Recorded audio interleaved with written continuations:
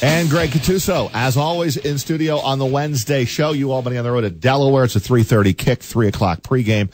All UAlbany football, and we'll segue into basketball here on 104.5 at Team ESPN Radio. Coach, good morning. Good morning, Roger. How are you, Coach? Chris. Morning, Coach. How's everything? Everything's going along. You hanging in there? I tell you one thing that both Chris and I said. You look at, and it was a good comparison. You look at the Giants and just a total mess.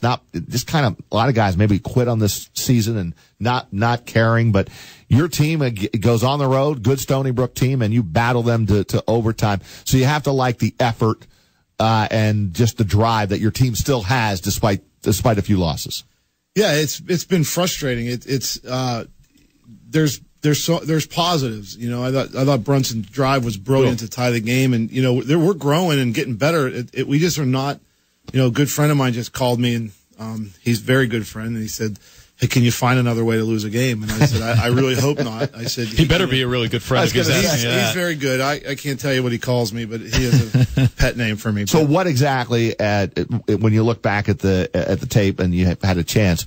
What were the reasons behind the loss? Because you did have a chance to win in overtime, and that was a heck of a 96-yard drive to tie that game up. Yeah, first of all, we gave them the ball at the 15-yard line, first play of the game. They scored. We drove and scored, responded. Then we fumbled. We hold them and get the ball back, and then we fumble. You know, Carl's a freshman. It's his first fumble this year. You know, hopefully his last, knock on wood. And they score. So now it's 14-7. Get late in the second quarter. We're really playing pretty well. We stop them over the 50-yard line, 3rd and 11, and we get a very undisciplined late hit penalty that gives them a first down inside the 30. They score. So now it's 21-7.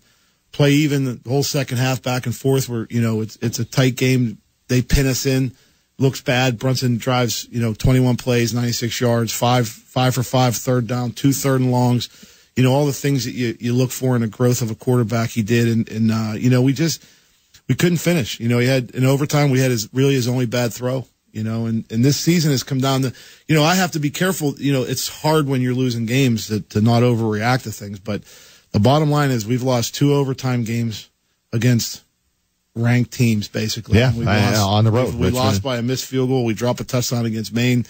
Should have won, and we lose by 6. I mean, it's been a bear. It's been very frustrating, and I hope we're learning. That's a big part. Has Brunson arrived? I mean, is this now like, hey, Will's really playing consistently good? Are you going to have going to this offseason feeling really good about Will Brunson at quarterback?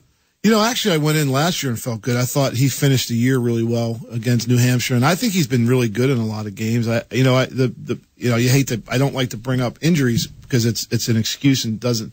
But he's had a transition from a tailback-oriented offense to more of a passing offense, and I think he's doing that. And right now I'm looking for consistency, and that's what I need out of him. He is to a point now where I'm really pleased with him. I think, he just needs to be consistently good. He was really good Saturday. I mean, he was spot on. He was 25 for 36. We had 2 drops that were very catchable balls. One of the receivers fell down, and he made a brilliant throw on. The throw he made to one of our receivers on the deep sideline that was dropped was a brilliant throw. I mean, he's progressing, and I'm happy about it. But the O-line played better. They battled against an extremely tough Stony Brook football team. I actually think Stony Brook was surprised. I thought they were going to kill the O-line after the week before. That performance on Saturday by the O-line, you had that the week before you win the game. Well, the big thing right now I'm seeing, I told the coaches after the game, the thing that kind of caught me off guard during the game was the energy coming off our offensive line. You just haven't had that. The O-line we've had in the past they were long-term guys. They've been around. They were really good internally, but they were not an outwardly leading group. They were really tight inside. I mean, I'm watching guys like some of these offensive linemen, really leading on the sidelines, which I haven't seen, which I like, because if you can't lead there, we're in trouble, and so they responded to a bad game where they got their butts kicked, right. And they played a lot better. And, I give Griffin Clancy some credit on it. I think he's gone in and helped stabilize the front a little bit, and he's got an energy about him, and he's excited about being out there, and it's catchy. Greg, probably better question for Will, but maybe you can answer part of it. not only is he dealing with the injury to Elijah Ibitoken-Hanks, but he hasn't had Anthony Manzo-Lewis consistently throughout the season. Brad Harris, just being a senior, a guy that he's built a rapport with, trusts. A lot of his throws going to guys, Diggs and McDonald, some guys he's had to try to build a chemistry with quickly. Yeah, we've had a little, we're banged up at receiver. We had 3 kids with, I don't know if it was the turf out there or what. We've got three injuries on the receiving core now. We're hoping to get through. But no, that is true. He has battled some adversity, and we take arguably the 3 top guys off the offense for the most part during the year. It's hard, and I think that you see some of that in some of the games. But the thing I loved this week was I think 4 guys caught 4 balls each. Then it was distributed. I think 8 guys caught footballs. Yeah. When a quarterback starts spreading the ball around is when you know they're getting it. It's one thing to throw to a dominant receiver all the time, but any quarterback can do that.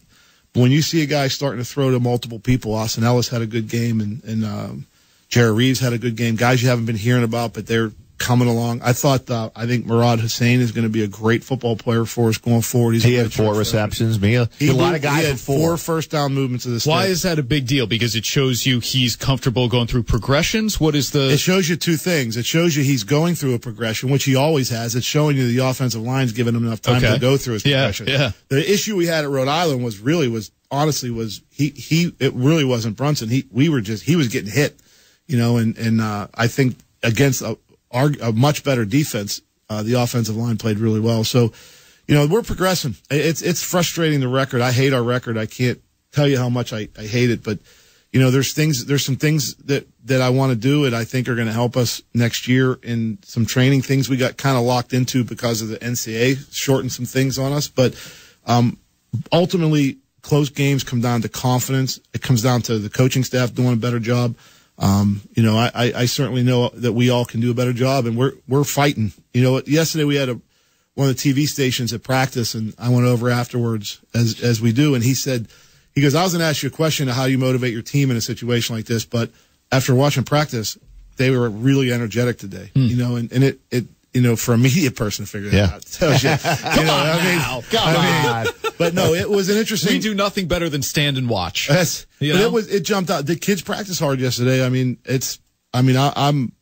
still believe in what we're doing. I know we're on the right track. It's just you take this step backwards versus last year, but I see steps forward coming, and it's just a matter of when. It needs to be soon. And now the question is, can you get a 2-game winning streak to close out the season? It will start with Delaware, and that's next on Big Board Sports 104.5 Team ESPN Radio.